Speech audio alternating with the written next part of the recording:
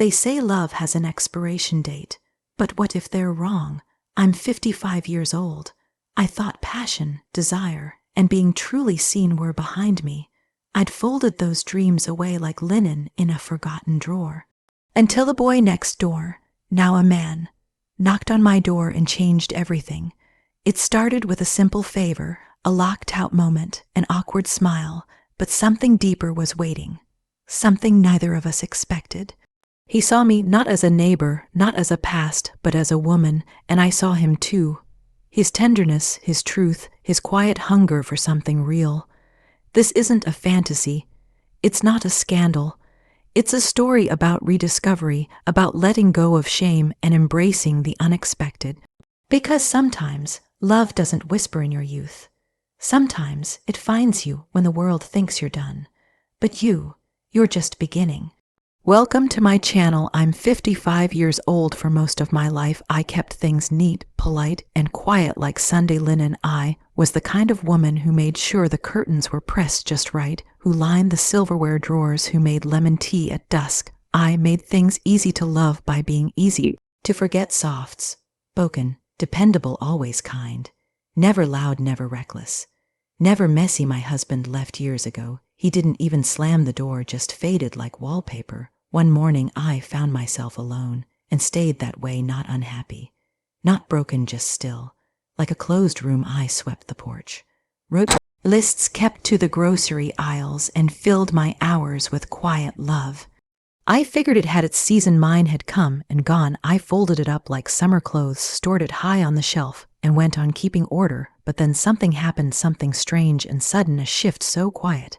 It almost escaped my notice, but it didn't, because it stirred me. It began on Thursday morning. The sky was a soft gray, not sad, just blank, the kind of sky that holds its breath with you. The air was warm, sticky, summer's early breath. I had just showered, loose hair, barefoot in my old robe, the burgundy one, worn thin. I wasn't expecting anyone. I sipped coffee at the window, listening to the hum of cicadas, the distant bark of dogs. Then came the knock, 3 soft raps at the door. I froze in place, confused. No one comes at 9:30 on a weekday.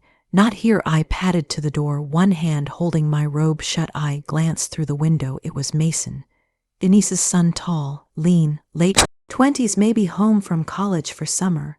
I'd seen him mowing her lawn, shirt off, headphones in, never looking my way. But I watched him sometimes from behind the curtain folds. I cracked the door slightly. Hi, Mason. Is everything all right? His smile was boyish, soft like a thought not yet shaped. Hey, Miss Carter. I'm sorry I locked myself out. Mom's not home. No key. He scratched the back of his neck. She's not answering her phone. I blinked. Locked out, really? I looked down at myself, bare legs, damp hair, old robe, but his face was open. Honest, not the way men usually look, not calculating, not sharp. His eyes were embarrassed and kind and real. I sighed, then smiled. Come on in. Just eyes up, mister. He laughed nervously, stepped in. I poured him some coffee. He stood awkwardly in the kitchen, taller than I, remembered, stronger too.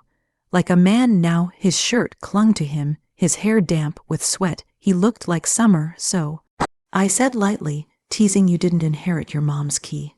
Hiding genius, huh? He laughed again, boyish. She keeps moving the fake rock. I swear she hides it on purpose. That sounds like Denise. We smiled, and something settled. The silence that followed wasn't uncomfortable. It was aware. Curious. I adjusted my robe slightly. Mason looked down for a second, then looked away quickly. Sorry. He mumbled into his cup. It's all right. I said gently, you're not the first man to look, just maybe the youngest. He flushed, smiling. I wasn't trying to be. You weren't. I know.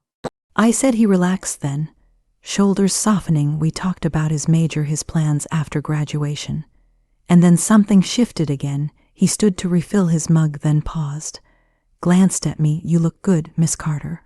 The words weren't slick. They trembled like truth, and I heard them not just with my ears, but with the part of me that had been quiet for too long. I didn't answer right away. I watched him instead, his hands, his breath, the way he waited. Mason. I said slowly, you're sweet. He turned away slightly. I know it's stupid, but I've always thought you were. He stopped himself, then went on softly. Even when I was a teenager, you always saw me. I remember that. The room held its breath, and so did I. I remembered those visits, him in oversized shirts, untied shoes.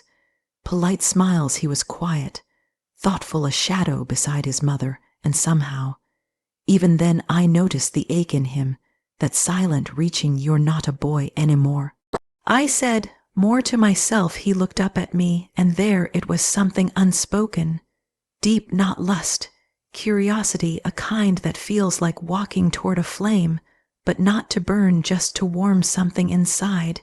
"And you're not just the nice lady next door," he said. "You've got a world in you." My throat tightened. I hadn't been seen like that, not in years. We sat in silence, but it was rich with meaning. I reached for his hand without thinking.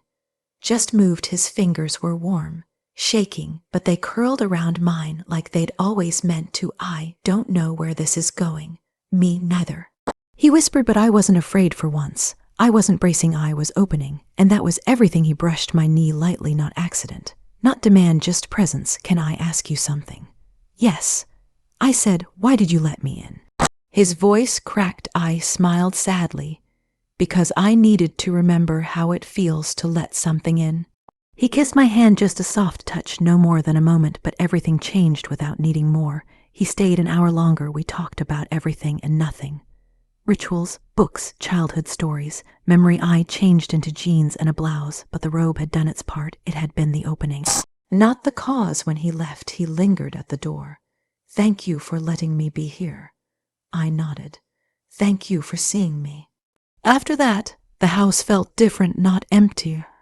Awakened like a breeze had found its way in. I started noticing little things. His car in the driveway, my hair brushed with care, lipstick for no reason, just because I wanted to feel alive. Then came Saturday. I was pruning roses out front when I heard footsteps, gravel shifting with intention. I didn't look up.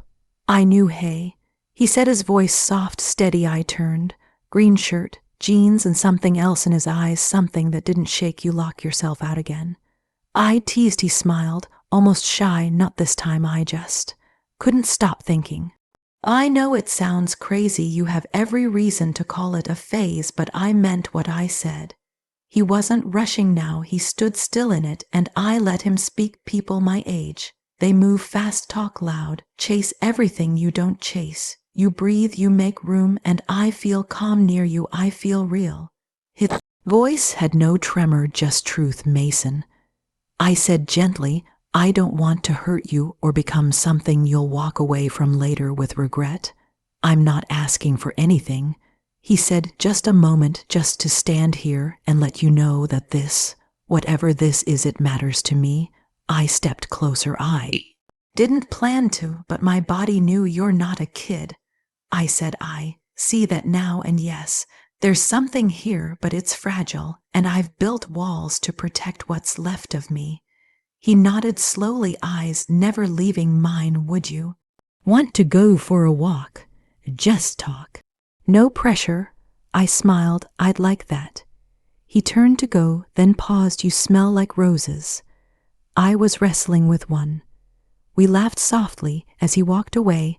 I stood holding the clipper's petals falling at my feet. That night I stepped onto the porch, wearing a simple cotton dress, not for anyone, just for me, because I felt awake. The breeze touched my skin, and it felt like permission. He arrived with 2 lemonades and a bashful grin. Figured I should come prepared. Twice on my doorstep, uninvited, was enough. Something like that. We laughed, then walked side by side. The path curved behind our homes by the creek I hardly visited. The world was gold and soft as frogs sang and water whispered past. We talked about books, neighbors, stories from childhood, things without consequence, but laced with meaning. We reached a bench beneath a sycamore. He motioned for me to sit. We watched the light shift. Then he said, "I didn't expect this summer to mean anything. I thought it'd be filler, a pause in between. But then I saw you and it felt like waking up." I turned to him slowly. When my husband left, I closed a door.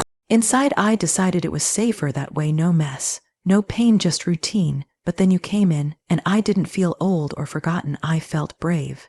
His gaze held mine quiet and full. I don't want to ruin this, you haven't. I said, not even close.